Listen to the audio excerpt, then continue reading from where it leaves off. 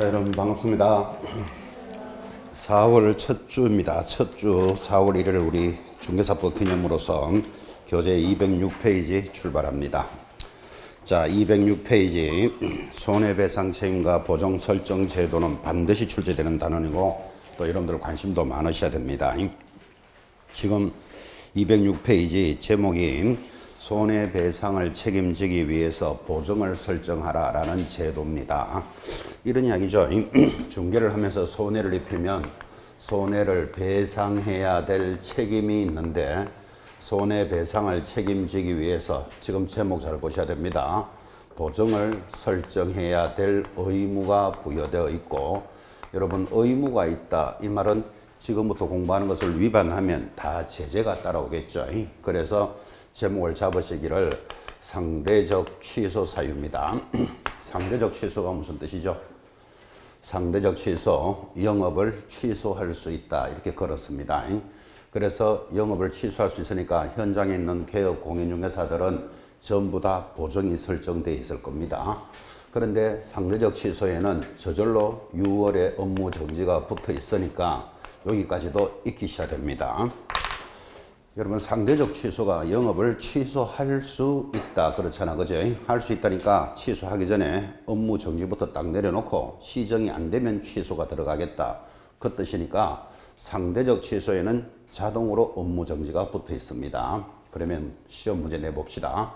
보정 설정 의무를 위반하면 상대적 취소 사유이다. OX.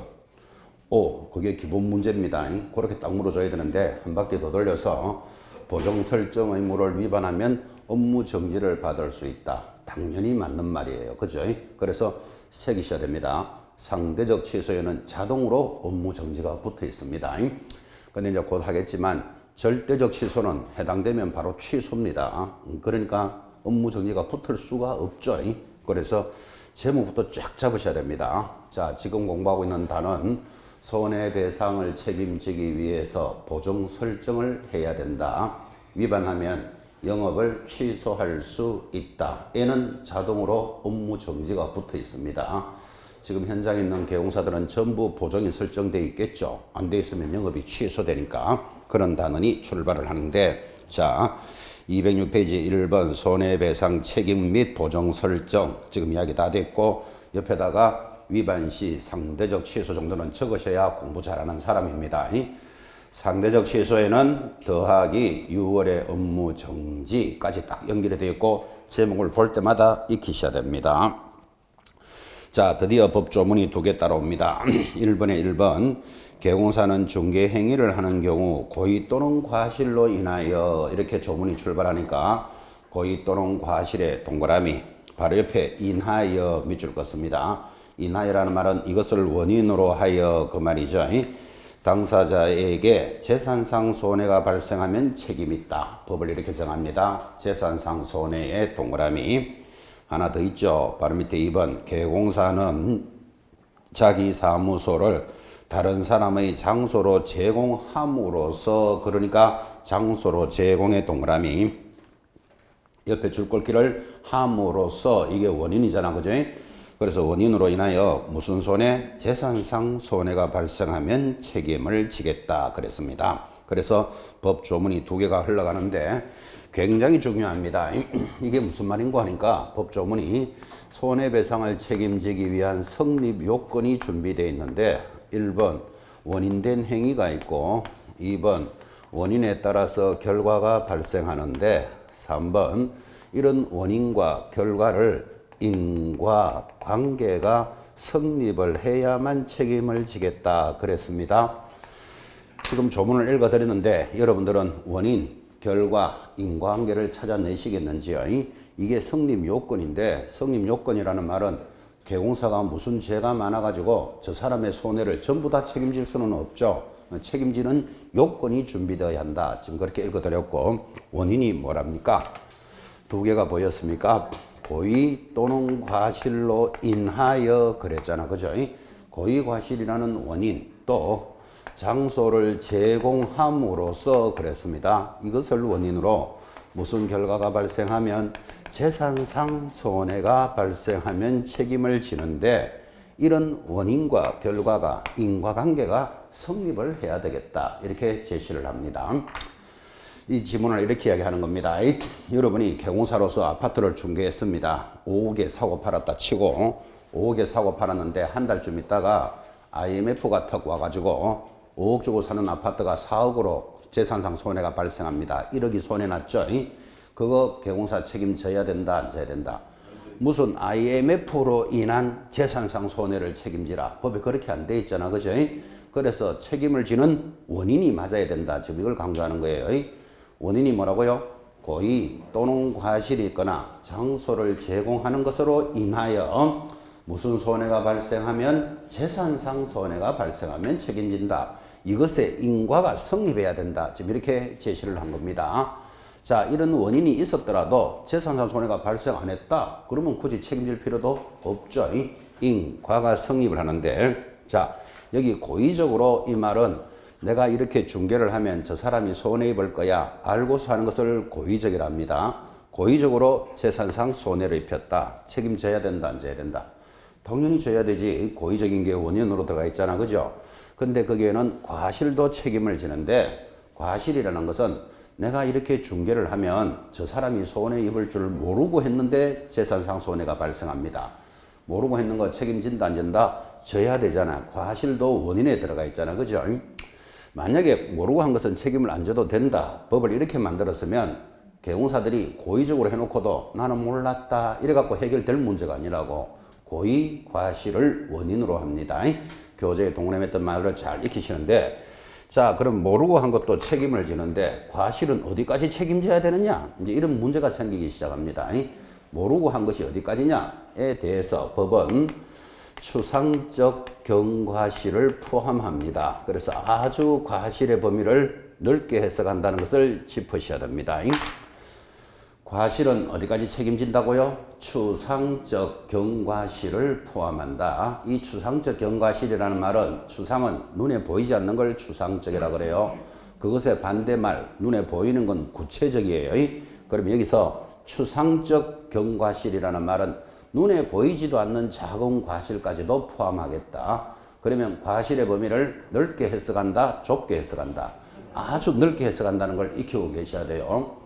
이거를 시험에서 구체적이고도 중대한 과실에 한하여 책임진다. 이렇게 따라 들어가면 X잖아요. 구체적이고 중대한 건 당연히 책임지고 추상적 경과실을 포함합니다. 이 장소를 제공하는 것도 원인으로 한다는 것도 중요합니다. 밖에 나가보면 그죠? 무등록업자가 있습니다. 허가도 안 받고 영업하는 자가 있는데, 이 무등록업자가 처음부터 무등록업자가 아니고 원래는 영업을 잘하던 사람입니다. 원래 잘하던 사람이 위반도 잘하는 거예요. 수수료도 많이 받고. 자, 적발이 돼가지고 등록이 취소가 됩니다. 취소가 되면 영업을 더 못하잖아. 그죠? 근데 이런 사람들이 일은 더 잘한다니까요. 큰 공장을 하나 소개를 합니다. 그러면 수수료가 1,000만 원 나온다 치고, 이 무등록업자가 계약을 체결하면 자기는 중개사무소가 없으니까 다방에 가서 계약서 씁시다. 그럴 수는 없는 거잖아. 그죠? 그래서 친구 사무실에 가서, 야, 네가 계약서를 작성해주면 나오는 수수료에 반반씩 나누자. 이런 경우가 많다 이 말이에요. 자, 그렇게 해서 그 계약서를 작성하고 일을 한 사람은 수수료 받아서 가고 없는데 그 계약이 사고가 납니다. 누가 책임질까요? 하니까 일한 사람은 가고 없다 그랬잖아 지금. 그죠? 그래서 장소를 제공한 자를 원인으로 하여 재산상 손해가 발생하면 책임진다. 그렇게 하는 게 합리적이다라는 것도 잘 보셔야 돼요. 자, 이런 원인된 행위에 의해서 손해는 재산상 손해에 한하지 정신적인 손해를 책임진다 하면 틀린다. 많이 이야기했고, 이 정신적인 손해는 위자료 개념으로서 이 정신적인 손해를 업무 보정으로는 물어줄 수 있는 방법이 없습니다. 그래서 지금 교재에서 계속 이야기했지만 무슨 손해에 한한다? 재산상 손해에 한한다. 그렇게 가지 정신적인 손해는 책임지지 않습니다. 만약에 그죠? 법에서 정신적인 손해도 책임져라. 그러면 기가 막힌 현상 벌어진다 그랬죠. 개공사가 아파트를 중개했다 했는데 뭐 5억에 사고 팔았다 칩시다. 매수자가 이사까지 들어왔겠죠. 그리고 일주일 만에 개공사를 찾아와서 뭐라고 이야기하는가 하면, 당신이 뭐 같은 아파트를 중개해 주는 바람에 날이면 날마다 잘 들어오던 신랑이 안 들어오기 시작한다. 당신이 책임지라. 그거 개공사 책임질 수 있다 없다? 뭐 그런 것까지 지겠어요. 그건 그렇고 잘 들어오던 신랑이 왜 안 들어올까요? 뭐 바빠서 뭐 그런 말 하는데 바빠서 그런 게 아니고 치매기가 있어가 동호수를 지금 못 찾고 있는 겁니다. 이런 것도 경호사 네가 책임지라. 그럴 수는 없다는 건 이해하시겠죠, 그죠? 그래서 정신적인 손해는 책임의 범위에 들어가지 않는다는 걸 지금 이야기하는 겁니다. 정신적인 손해 책임지라면 기가 막힌 현상 벌어진다고 그랬죠. 당신이 뭐 같은 토지를 중개해 주는 바람에 우리 애가 대학 시험에 떨어졌잖아. 그런 것까지도 경호사가 책임질 수는 없다니까, 그죠? 그래서 재산상 손해는 책임을 지지 않는데 여기서 주의해야 될 것, 정신적인 손해도 청구가 가능하다 이렇게 옵니다. OX, O 이런 걸 조심하셔야 된다고요. 청구할 수는 있다고. 어떻게? 여러분은 저 경호사 때문에 심각하게 정신적인 충격을 받았다면 뭐 민사소송 해보는 거는 자유잖아, 그죠? 이기고 지고는 나 사후 문제고. 그래서 청구할 수는 있다 하면 O 잡으셔야 돼요. 공부를 짧게 해가지고 그러면 정신적인 손해는 된답니까? 안 된답니까? 하고 막 혼자서 막 꼬이는 사람이 있다니까요. 재산상 손해에 한한다. 정신손해는 안 됩니다. 근데 청구할 수는 있다. 그것까지 기억해놔요. 청구는 어떻게 한다? 개인적으로 민사소송 해보는 거지 뭐. 이기고 지고는 따지고. 여기까지를 주의하셔야 됩니다.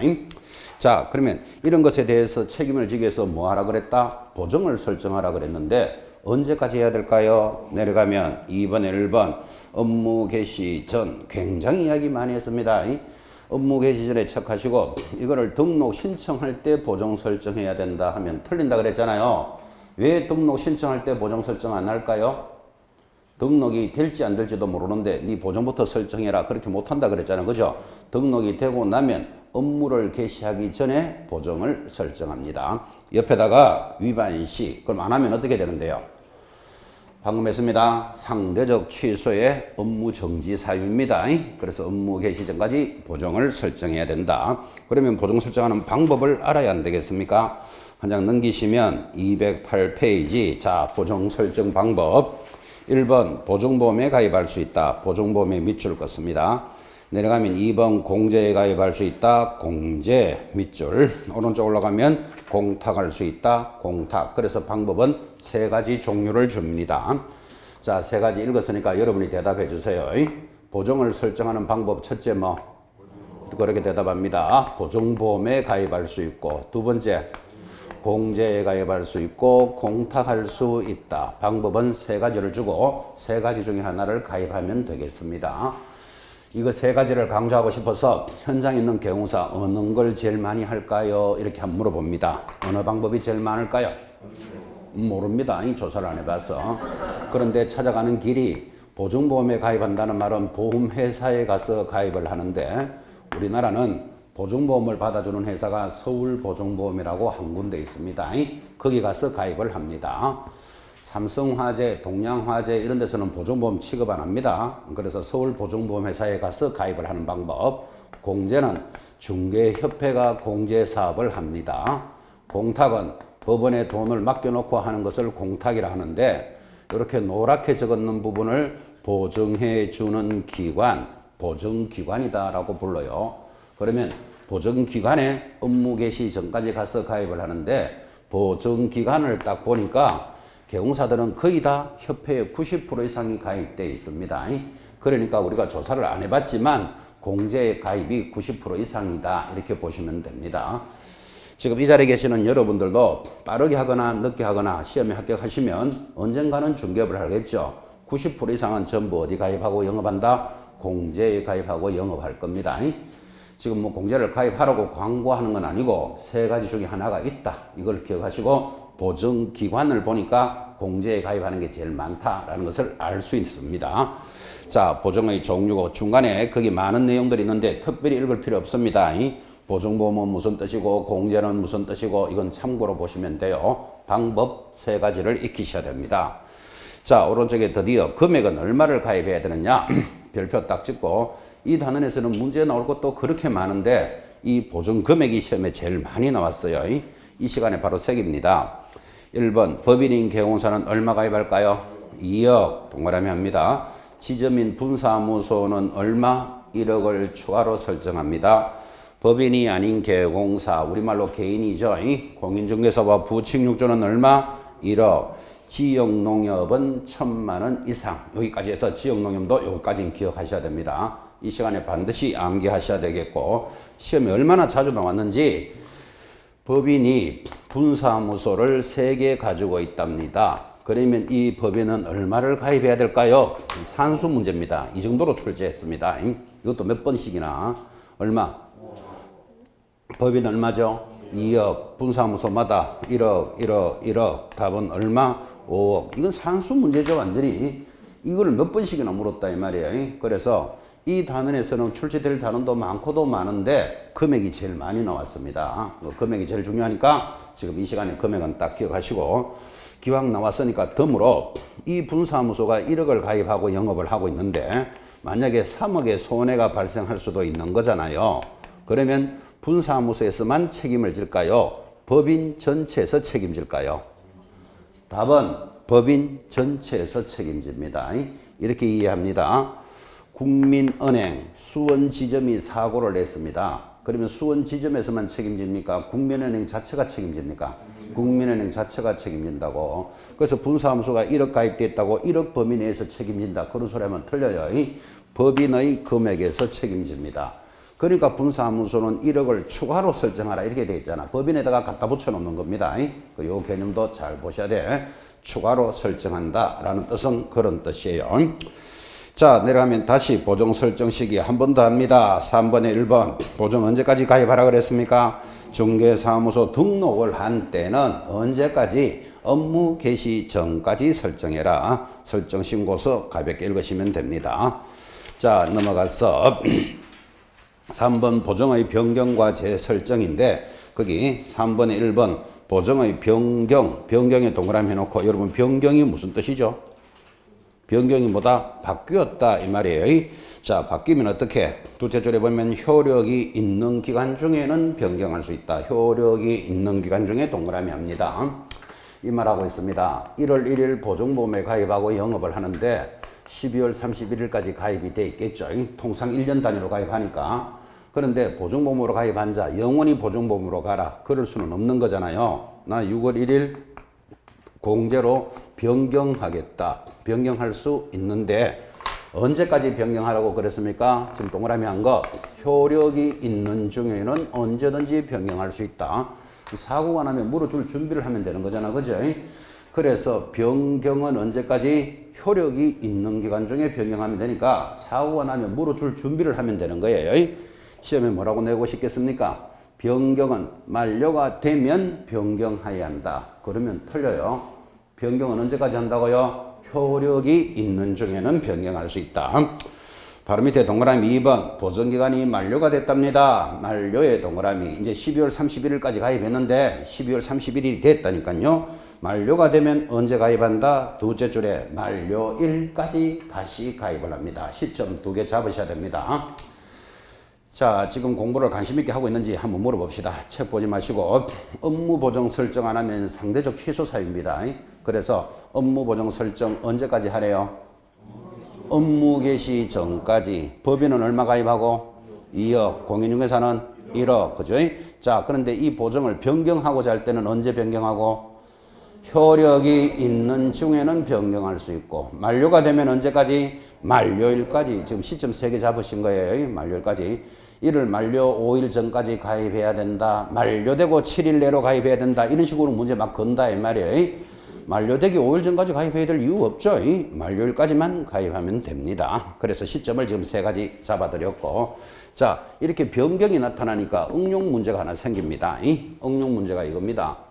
1월 1일 업무 보정을 보증보험에 가입하고 영업하다가 6월 1일 공제로 변경했다 그랬죠. 그런데 4월 1일 아파트를 소개했어요. 중개를 했다 이 말이에요. 그런데 중개할 때 그때 바로 사고 난다는 보장은 없잖아요. 6개월 뒤에 날 수도 있고 1년 뒤에 사고가 날 수도 있는데 10월 1일 손해가 발생했어요. 자, 그럼 여러분 시점 1이 되죠. 1월 1일 보증보험에 가입하고 영업하다가 중개를 했는데 6월 1일 공제로 이 사람은 변경했잖아. 그죠? 변경하고 10월 1일 손해가 발생했대요. 그러면 자, 중개할 때 당시 보증기관에서 책임진다. 아니다. 바꿨으니까 공제에서 책임진다. 이게 변경이 되기 때문에 이런 문제가 나온다고. 어디서 책임져야 되겠습니까? 당연히 보증보험에서 책임집니다. 중개 당시의 기관에서 책임지지 공제는 그 전에 이 사람이 뭐 하고 왔는지도 모르는데 네가 책임지라 그럴 수는 없는 거잖아. 그죠? 그래서 중개 시점과 손해 발생 시점이 다르면 누가 책임진다? 중개할 때 보증기관에서 책임지는 거예요. 이건 응용 문제니까 익혀 놓으셔야 돼요. 그림으로서 체크하시고. 자, 드디어 내려가면 4번 별표입니다. 손해배상 책임에 대한 설명 등이라는 단어는 있는데 이 소리 하는 거죠.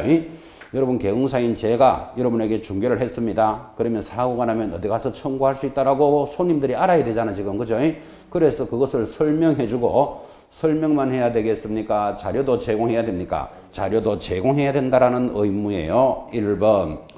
계공사는 중개가 완성이 되면, 중개의 완성이 뭐라 그랬죠? 계약이 체결이 되면 당사자에게 손해배상에 관한 보정사항을 설명하고 동그라미 관계정서사본을 교부하거나 전자문서에 관한 전자문서를 제공해야 한다 했고 옆에다가 위반시 적어놓고 얼마짜리? 100만원짜리 과태료예요.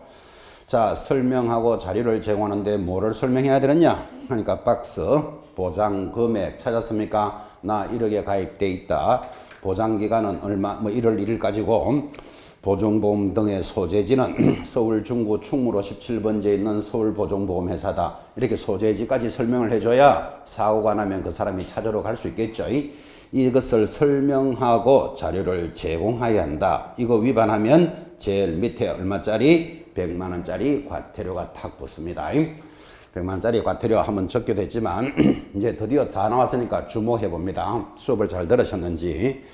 계공사가 연결이 돼서 계약이 두 사람이 체결이 되면 쌍방에게 교부해 줘야 되는 게 세 가지를 다 배우셨다고. 자, 계공사가 중개를 해서 계약이 체결되면 쌍방에게 교부해야 될 것. 첫째 거래계약서 쌍방에게 교부해주고 계공사는 몇 년 보관합니까? 5년 보관하라 이렇게 공부했어요. 여러분 부동산을 계공사를 통해서 거래해 본 적이 있습니까? 해보니까 계공사가 뭐를 주는지를 생각해 보시라고요. 거래계약서 쌍방에게 교부하고 자기는 5년간 보관하는데 이거 위반하면 6월에 업무 정지예요.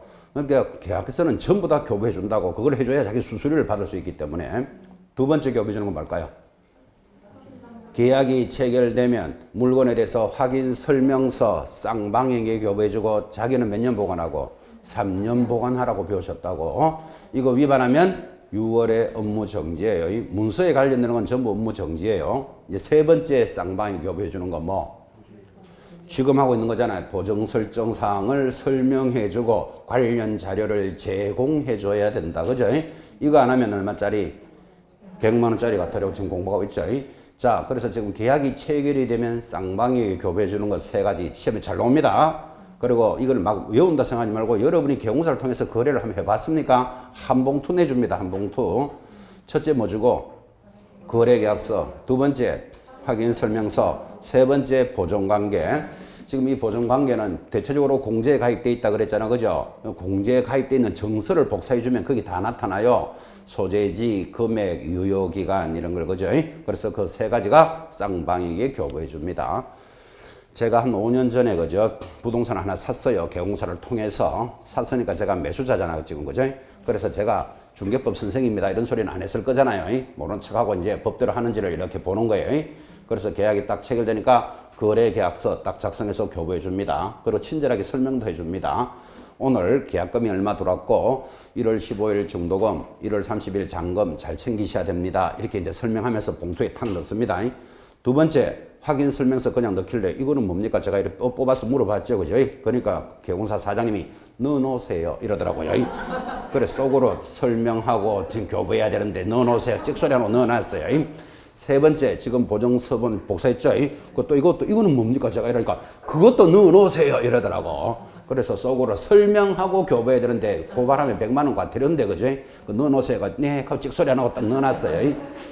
제가 그 심정도 이해는 해요. 왜 그러면 확인 설명서는 그죠? 끝내가지고 설명해버리면 골치 아파져요.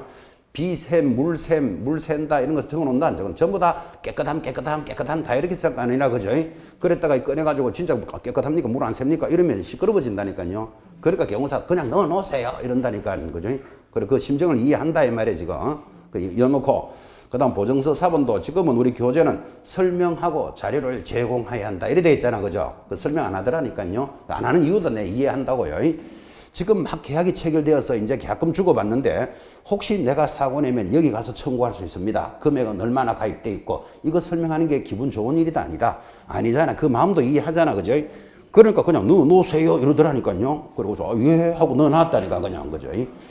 그래서 여러분한테 세 가지 교배해야 된다는 걸 지금 이렇게 심어주고 있습니다. 시험에 굉장히 잘 올라옵니다. 그래서 쌍방이 교배합니다.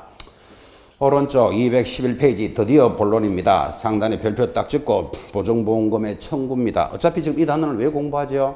개공사가 사고를 내면 손해를 청구하려고 지금 하는 단어니까 보상금 지급하는 건 잘 봐야 된다 이 말이에요. 지급 청구 의뢰인이 손해배상금으로 보증보험금, 공제금, 공탁금을 지급받고자 하는 경우에는 다음 서류 중 하나를 첨부하여 밑줄 껐습니까? 보증기관에 손해배상금의 지급을 청구하여야 한다. 그때 1번 의뢰인과 개공사 간의 손해배상합의서 이게 제일 중요한 서류예요. 손해배상합의서 동그라미. 자 그게 없으면 2번 화해조서 또는 법원의 확정 판결문 4번 기타 이에 준하는 효력이 있는 서류를 줄을 짝짝짝 끄셨는데 여러분들은 이 법조문을 보고 청구하겠습니까? 자, 청구하는 것을 이렇게 설명합니다. 여기 개공사가 1억을 가입하고 영업을 합니다. 고의과실로 인하여 여러분과 같은 의뢰인에게 2천만 원의 재산상 손해를 발생했다. 그러면 고의과실로 인한 재산상 손해는 성립 요건이죠. 책임을 지는데 어떻게 청구합니까? 하니까 의뢰인 여러분이 개공사에게 야 당신 때문에 나 2천만 원 손해 입었어 이렇게 청구하는 거예요. 하니까 개공사가 그래 맞다 하면 뭐가 나오죠? 합의서가 나오잖아요. 이 손해배상 합의서를 가지고 어디 가서 청구해라? 보증기관에 가서 청구해라 까지 지금 줄을 꺼드렸는데 보증기관이 어디죠? 보증보험에 가입했으면 보험회사에, 공제에 가입했으면 협회가 보증기관이잖아 그죠? 그래서 거기서 청구할 수 있도록 아까 소재지 이런 거 다 설명해 주라 그랬잖아. 충무로 17번지에 있는 서울보증보험회사다 이렇게. 그래서 보증기관에 가서 청구한다 라고 들으셨는데 지금 두 사람이 이렇게 합의서가 나오면 간단하게 정리가 되죠. 근데 의뢰인은 여러분은 2천만 원 손해를 입었는데 개공사가 나 손해를 안 입혔다. 이런 경우가 더 많겠어요. 현장에서. 나는 손해를 입었는데 저 개공사는 손해를 안 입혔대. 그러면 이걸 어떻게 해결해야 돼요? 자, 여러분이 손해를 입었다고 쳐봐요. 근데 개공사가 손해를 입혔다. 그러면 합의서가 나오겠지. 근데 손해를 안 입혔다 할 경우가 더 많을 거라니까요. 객관식 문제 1번 삽을 들고 가본다. 삽은 왜 들고 간다? 때리려고. 그 삽 들고 가서 지금 해결되는 문제가 아니죠. 그래서 하는 소송을 민사소송이라고 불러요. 민사소송 해보신 분은 알지만 민사소송은 절차가 이렇게 가는 거예요. 1번 하해부치입니다. 판사가 야 2천만 원 손해 입었다. 손해 안 입혔다. 싸우지 말고 1,000만 원으로 하해하세요. 그런다니까요. 두 사람이 받아들이면 하해조서가 나오겠죠. 이거를 가져가도 된다고 지금 줄을 끄셨다고. 자, 화해가 안 됩니다. 이 의뢰인이 나 1,000만 원씩이나 손해보고 화해 못하겠다. 그러면 네가 청구를 한번 해봐라. 얼마 해줄까? 청구를 해보라. 그러니까 1,500원 해줘야 된다. 청구하니까 개공사가 그래 해줄게. 그러면 청구에 대해서 성락이 일어나는 것을 청구 인락조서라 그런다고요. 이걸 가져가도 되고. 자, 이제 세 번째. 화해도 청구도 없다. 무조건 2천 내놔라. 못 주겠다. 그러면 할 수 없이 증거를 가지고 판결을 내리겠다. 판사가 판결문이 나오겠죠. 판결문을 가지고 가도 된다고 지금 줄을 쫙 끄셨다고. 자, 그러면 청구할 때 가장 중요한 서류는 뭐다? 합의서가 제일 중요한데 합의가 없으면 이런 것들이 가능하더라. 자, 그러면 벌써 공부하시는 여러분은 센스 있는 분은 손해를 청구할 수 있는 서류 1, 2, 3, 4 쓸데없는 거 5번 턱 걸어놓고 청구하는 서류에 해당되지 않는 것 준비되어 있는 문제죠. 저번에 예를 들어서 출제할 때 나옵니다. 보증보험 가입 정서 이런 거 들어오면 가입 정서를 가져간다고 돈 내준다 안 내준다? 안 내주지. 사고가 나야 되는 거지. 그죠? 옆에 표시해놔요. 보증보험 가입 정서 이런 거 청구하는 서류 아닙니다. X 표시해 놓으셔야 돼요. 여러분 자동차 보험에 가입해 봤습니까? 자동차 보험에 내가 가입했다. 이 정서를 가져가면 돈을 내줍니까? 사고가 있어야 됩니까? 사고가 있어야 되지. 가입 정서를 가져가서 돈 내주는 거 아니잖아. 그죠? 이런 거 못 찾아내시면 안 돼요. 자, 그래서 청구할 수 있는 서류 하나, 둘, 셋, 네 개 이렇게 딱 문제가 준비가 되어 있는데 제가 오랫동안 이 성인 강의를 해보면 그죠? 성인들은 청구할 수 있는 서류가 이겁니다 하면 잘 따라와요. 지금은 초반기니까 그렇지만 시험 때 되면 절절절절 암기도 막 한다니까요. 그런데 한 발만 옆으로 탁 가면 또 궁창에 또 툭 떨어진다고. 한 발만 옆으로 간다는 말은 이 두 사람이 합의가 안 되니까 어디로 갔는가 하면 소보원. 요즘은 소비자들이 똑똑한 사람 많아서 소비자 보호원 들어보셨나요? 소보원에서 작성한 합의서를 제시할 수도 있다. 11에 나온다고. O, X. O잖아. 봐. 또 X 합의잖아. X 하잖아. 지금 모르니까. 그죠? 지금 책에 소보원이라는 말이 없던데요. 그런 소리하고 쓰면 안 돼요. 두 사람 간에 뭐가 중요하다? 합의가 돼 있느냐가 중요하다고. 그 합의가 안 돼 있으니까 이 사람들은 법원으로 가서 소송한 거예요. 근데 이 두 사람은 어디로 갔다고요? 소비자 보호원으로 가서 작성한 합의서 된다 안 된다? 당연히 되지. 합의가 돼 있느냐를 본다니까. 그죠? 한 발만 툭 떨어지면 듣도 보도 못한 소비자 보호원 이런 게 어디 있는데요? 이러고 있으면 한 3년 자고 계속 만납니다. 이 자리에서 지금. 그죠? 그래서 가장 중요한 서류가 뭐다를 강조한다 이 말이지. 그럼 여러분들 시험에서 듣도 보도 못한 말, 소비자 분쟁 조정위원회 이런 말 듣도 보도 못했는데 소비자 분쟁 조정위원회에서 작성한 합의서를 제시할 수도 있다. OX. 당연하지. 합의가 돼 있느냐를 보겠다 이 말이잖아 지금. 그죠?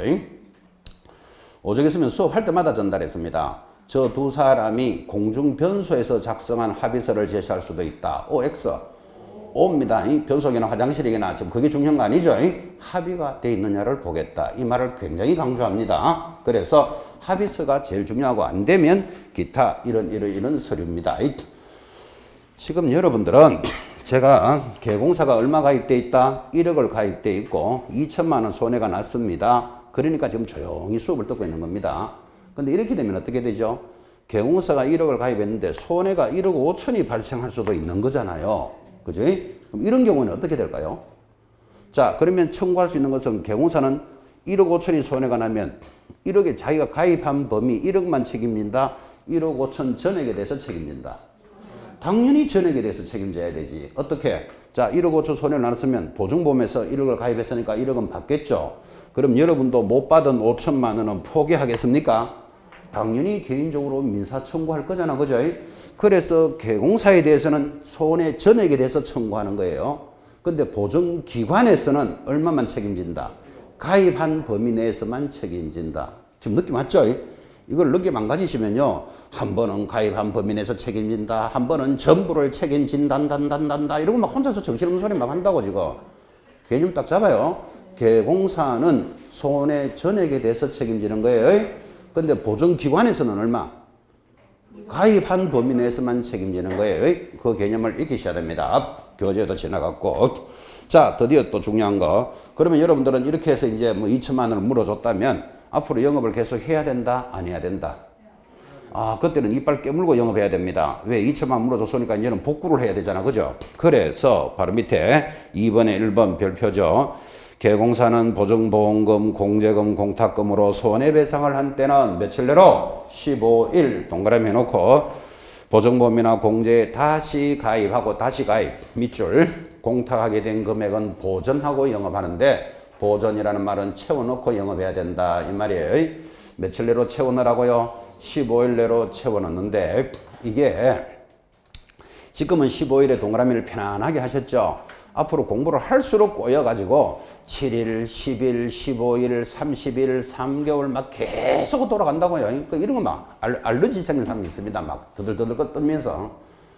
작년에도 이건 30일 내로 재가입해야 한다. X. 작년에 문제기도 해요. 이거는. 그래서 이걸 15일이 중요하니까 이런 걸 그냥 15일에 동그라미만 하고 이렇게 지나가서 될 문제가 아니고 얼마나 강조하는가 하면 여러분은 이렇게 손해 청구, 손해배상을 2천만 했다면 이제는 이빨 깨물고 새로 가입해야 되잖아. 그죠? 복구해야 되니까. 며칠 내로 이빨 깨물어야 된다. 15일 내로 이빨 깨물어야 된다. 이렇게 자꾸 강조하는 숫자를, 그죠?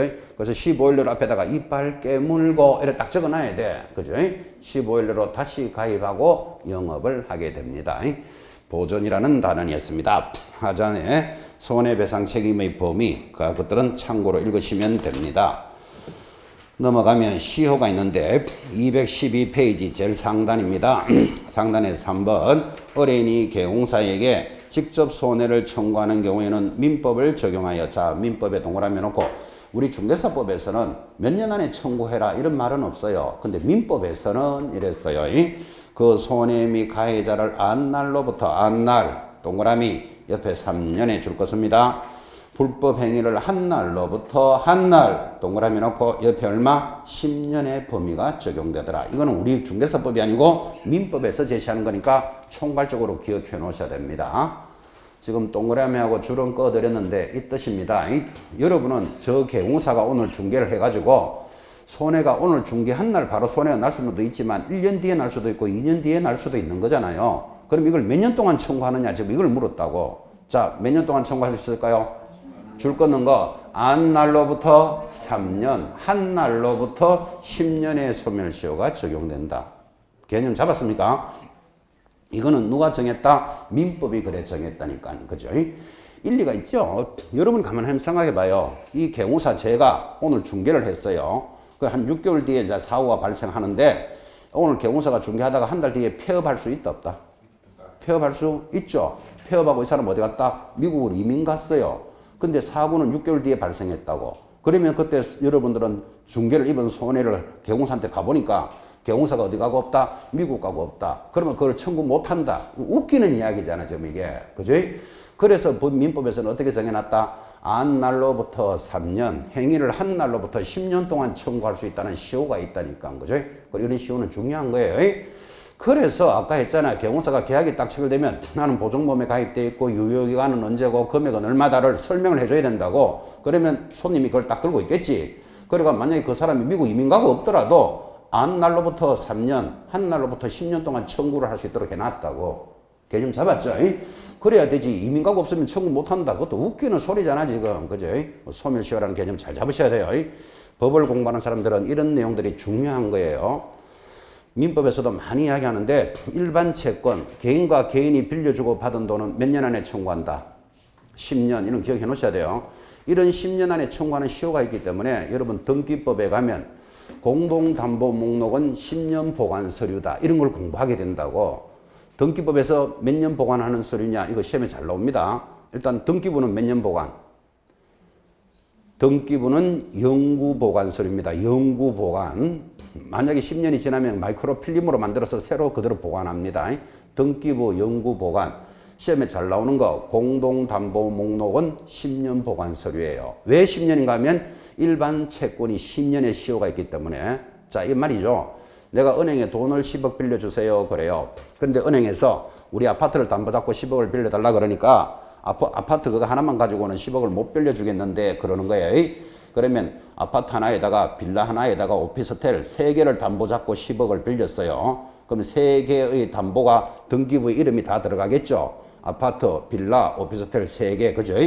그리고 내가 돈을 다 갚아줬어요. 은행에. 다 갚아줬으면 그 담보물을 다 지워야 되잖아. 그죠? 지워놓고도 이거 몇 년 보관한다? 10년 보관한다고. 왜? 일반 채권의 시효가 10년 있으니까 잘못됐을 때 찾아낼 수 있는 방법을 가지고 있다고. 그죠? 지금 내나고 처음 듣는다라는 식으로 이래 보고 있어요. 이거 공부 열심히 안 한다는 걸 보인다니까, 지금. 그죠? 여러분, 등기법에서 그 보관 서류는 중요해요. 그 중에서 첫 번째, 영구 보관해 주는 거는 등기부는 영구 보관하는 건 이건 기억해야 돼. 그건 상식이고. 그 다음에 시험에 잘 나오는 게 공동담보 목록 몇 년 보관하느냐 시험에 나온다고. 10년이에요. 왜 10년이라고요? 일반 채권의 시효가 10년이기 때문에 기억해 놓으셔야 돼요. 거기 5년 보관 서류 이런 것도 있어요. 그것까지 하면 어지러울까봐 요 2개라도 기억해 놓으셔야 돼요. 2개라도. 자, 그래서 소멸시효라는 게 살아있다. 이 말이 지금 소멸시효. 자, 그래서 우리 중개로 인한 소멸시효는 뭐라고 지금 이야기했죠? 한 날로부터 3년, 한 날로부터 10년의 소멸시효가 적용된다. 굉장히 강조했고, 하단에 위반 시의 제재 별표해놓고 지금 설명 다 했습니다. 그거는. 자, 넘어가면 214페이지 상단 계약금 등의 반환 채무의 보장이라는 아주 독특한 제목이 들어옵니다. 자, 제목이 뭐라고요? 계약금 등의 반환 채무를 이행하는 보장제도다 이렇게 들어오는데 여러분 계약금 등 이 말은 계약금 말고 뭐가 또 있다 이 말이에요. 그죠? 그래서 항상 이걸 볼 때마다 계약금, 중도금, 잔금을 이야기하는 거예요. 특히 여기서는 잔금이 들어왔다는 게 중요해요. 그 전까지는 중도금까지 했으면 해당됐으니까 앞으로 이 제목을 읽을 때마다 뭐라고 읽어야 된다? 계약금, 중도금, 잔금을 반환하는 채무다. 그렇게 읽으셔야 되고 이런 독특한 단원이 딱 들어오면 이거를 영어로는 에스컬로 제도가 도입되었다. 에스컬로 제도를 기억하시고 에스컬로라는 말은 우리말로 번역하면 거래 안전을 보장하는 제도다. 이렇게 제목 세 가지를 쫙 잡으셔야 됩니다. 여러분이 배우는 공부 과정에서 에스컬로라는 말이 나오는 데가 있습니다. 어디서 들으셨습니까? 그렇지. 부동산 학개론에 나옵니다. 부동산을 거래할 때 안전하게 하는 제도 에스컬로라고 학개론 시간에 배웁니다. 여기까지만 들어놓고도 학개론 시간 나오거든 잘 들어요. 지금 현재 사회, 현실을 살아가는 여러분들은 에스컬로하고 떨어져서 살 수가 없어요. 그래서 에스컬로라는 말을 굉장히 많이 듣게 된다고. 그러면 에스컬로를 잘 못 알아듣겠거든. 거래 안전을 보장하는 제도다. 여기까지는 들으셔야 된다고요. 현대사회에서 왜 에스컬로가 중요한가 하면 지금 여러분 비대면 영업한다는 거 들으셨죠? 지금 어떤 물건을 구입하거나 세탁기, 청소기, 휴대폰 살 때 직접 가서 보는 것보다는 비대면으로 사는 게 더 많잖아. 그죠? 그래서 휴대폰 이런 것을 택배로 이렇게 구입을 했는데 사진으로 보는 색깔이 안 맞거나 혹시 물건에 흠이 있을 수도 있잖아. 지금. 그죠? 그럼 이거를 언제든지 반환시켜야 되겠죠. 반환시키기 위해서는 무슨 제도를 활용한다? 에스컬로를 활용한다. 이런 말이 사회에서 돌아다닌다고. 그래서 이게 중요한 단원이다. 이 말이에요. 자, 그러면 에스컬로가 무슨 뜻이라고요? 에스컬로, 거래를 안전하게 보장하는 제도다. 그러면 부동산 거래가 왜 불안한지를 알아야 지금 이게 이해가 되기 시작할 거잖아. 그죠? 그래서 법 조문을 보기 전에 제가 불안한 그림을 그릴 테니까 그림부터 듣고, 여러분 그리지 말고 듣고 법 조문을 보도록 합니다. 거래가 이렇게 해서 불안합니다. 물건을 파는 사람 갑이 있습니다. 아파트를 팔 사람, 사는 사람 을이 있습니다. 여기 개공사가 중개를 하는데 이렇게 떨어져 있으면 절대로 불안하지 않습니다. 이 사람은 자기 집 가지고 있고 이 사람은 뭐 가지고 있을까요? 돈 가지고 있겠지. 이렇게 떨어져 있으면 절대로 불안하지 않는데 두 사람이 계약을 하면 불안해진다고. 예를 들어서 5억에 사고 팔겠다. 이렇게 계약을 했다고 칩시다. 계약을 딱 하면 보나마나 이렇게 안 돼요. 계약금 1억, 중도금 3억, 그리고 잔금을 1억 지급하겠다. 이렇게 계약서가 나오고 매수자는 따박따박 돈 갖다 주러 갑니다. 계약금 1억, 중도금 3억 이렇게 갖다 주러 가는데 돈은 을에게부터 받으면서 갑이 자기 물건을 병이라는 자에게 다시 매매하는 수가 있다 없다? 있겠지. 이런 매매를 뭐라 부른다? 이중매매라고 부른다고. 그러면 여러분이 매수자라면 불안하지 않습니까? 나는 돈을 잘 갖다 주러 가는데 저 사람이 다른 데 팔아먹어보면 어떡할 건데? 물론 팔아먹으면 형사적 사기죄로 처벌받습니다. 처벌받는 게 중요한 게 아니고 팔 수 있다 이 말이 좀 중요하다니까 그죠? 여러분 을은 저 사람을 처벌하는 데 목적이 있는 게 아니죠. 내가 돈을 줄 때는 저 소유권이 니한테 잘 오는 게 목적이지 저 사람을 처벌하려고 가는 거 아니잖아 지금 그죠? 그런데 다른 데 팔아먹으면 어떡할 건데? 불안하잖아요. 해결할 수 있는 방법이 없어요. 이럴 수는 있겠지. 돈 갖다 주러 가가지고 야 다른 데 팔면 안 됩니다. 한 번쯤은 이야기할 수 있겠지. 그럼 갑이 걱정하지 마세요. 뭐 그러겠지. 그죠? 중도금 주러 가가지고 절대로 팔면 안 됩니다. 이런 이야기 하면 갑이 성질나기 시작한다고. 아니 그렇게 못 믿을 것 같으면 사지를 말지. 사놓고는 와서 계속 팔지 마세요. 팔지 마세요. 이게 지금 무시하는 것도 아니고 지금 기분 나쁜 이야기잖아. 그죠? 그래서 이 사람은 계속 그 이야기도 못 한다니까. 자, 그럼 돈을 주는 사람은 불안한데 받는 사람은 안 불안할까요? 당연히 받는 사람도 불안합니다. 이 채권, 매매는 상대적 행위이기 때문에 이 사람도 서로가 불편한 거예요. 어떻게 불안하게 하는가 하면 을이 계약금 1억, 중도금 1억, 4억까지 잘 지급했습니다. 3억까지. 근데 사고가 나서 잔금을 지급할 형편이 안 됐어요. 그럼 보나마나 을이 갑에게 뭐라고 이야기합니까? 야, 나 지금까지 중도금 잘 지급했잖아. 근데 집에 큰 사고가 나서 잔금을 지급할 형편이 안 되니까 당신이 등기부터 넘겨주면 내가 대출을 받아서 1억을 해결해 주겠다. 라고 이야기를 하면 여러분이 갑이라면 넘겨준다, 안 넘겨준다? 지금 고개 설레설레 흔들죠? 한번 두고 봐요. 그래 되는가 안 되는가?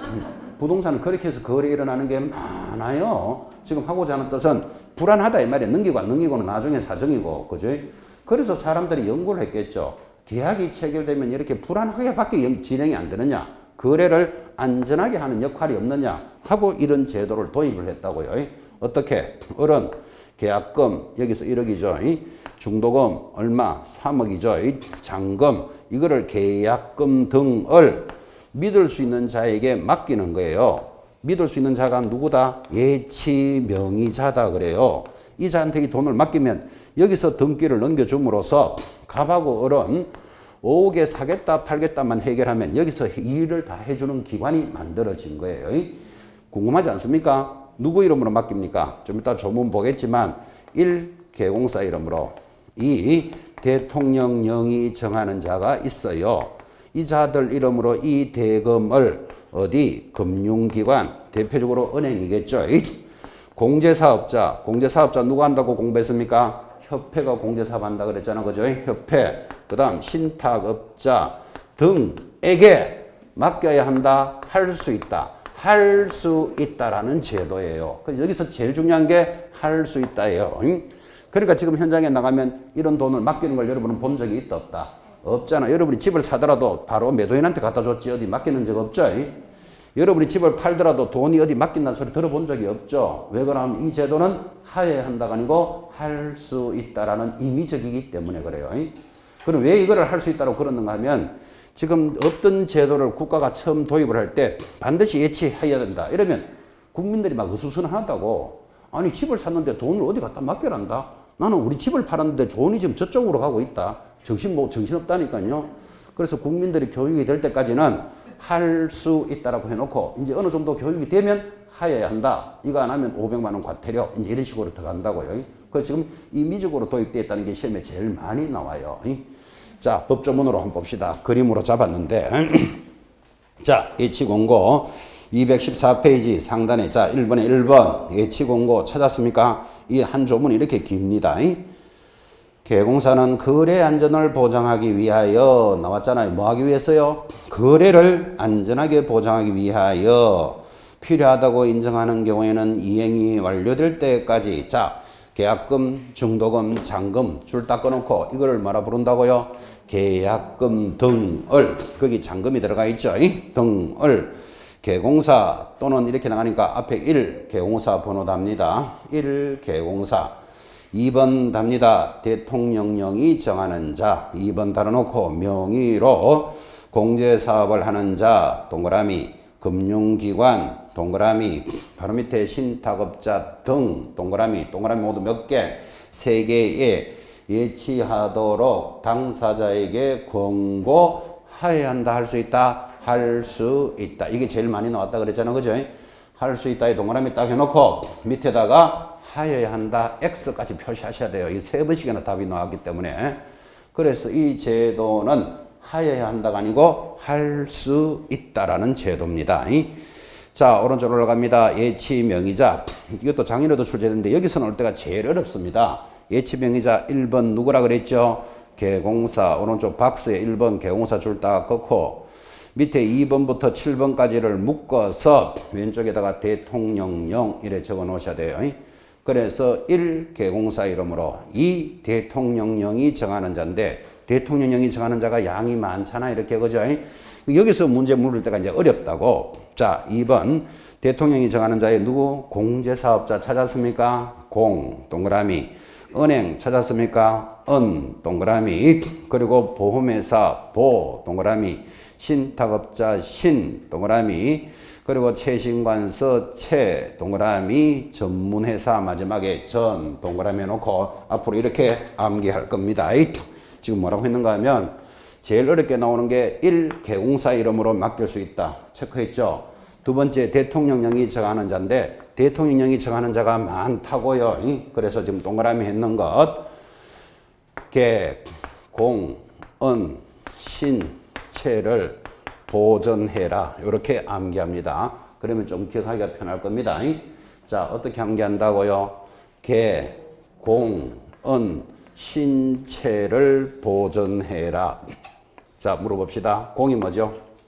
공제사업자. 은은 은행, 신탁업자, 채신관서. 채신관서가 우체국입니다.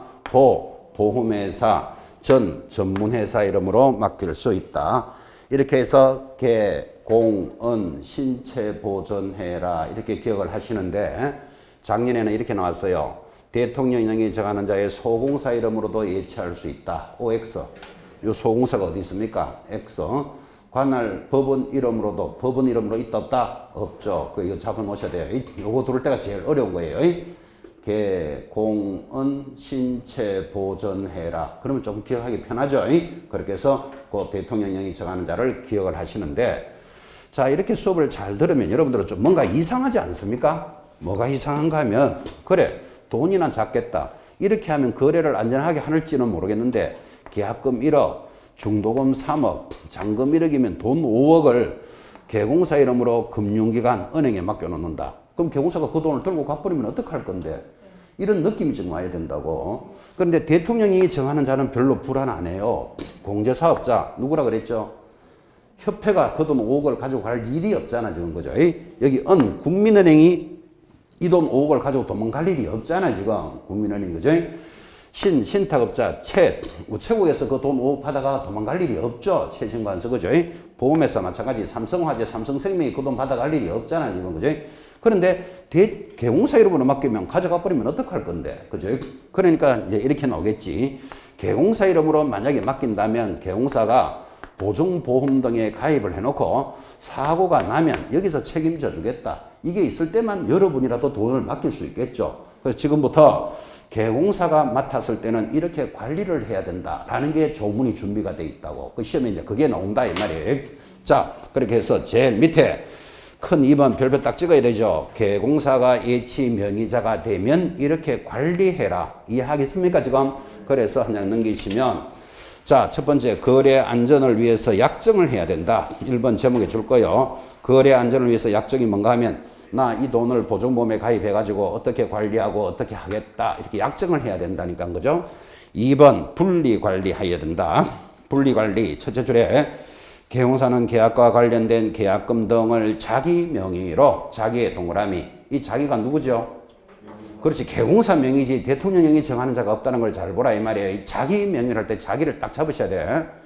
자기가 누구지 하니까 어떤 분은 오빠 이런데 그런 오빠 아닙니다. 이게 형부 개사코 형부도 자기가 되는지 모르겠는데 하여튼 자기 명의를 할 때는 누구 이름으로 개공사 명의로 예치할 때는 자기 소유 예치금과 분리해서 관리하여야 하고 예치된 계약금 등은 당사자 동의 없이는 함부로 인출할 수는 없다. 지금 읽어드렸지만 당연한 소리죠. 이제 3번 때문에 하는 거예요. 별표 찍어놓고 직업보증 설정 또 나오잖아 봐요. 개공사는 계약금 등을 누구 명의로? 자기 명의로. 이 대통령령이 정하는 자가 아니라는 걸 잘 보라고요. 자기가 누구라고요? 오빠가 아닙니다. 오빠 아니고 누구? 개공사 명의로 금융기관 등에 예치하는 경우 그 계약금 등을 당사자에게 지급할 것을 보장하기 위하여 줄 걸까요? 예치 대상이 되는 계약금 등에 해당하는 금액까지 줄 거 놓고 별표 2개를 딱 찍으셔야 됩니다. 늘 보증보험에 가입하는데 자 우리가 좀 전에 배우고 왔기 때문에 더 조심하셔야 돼요.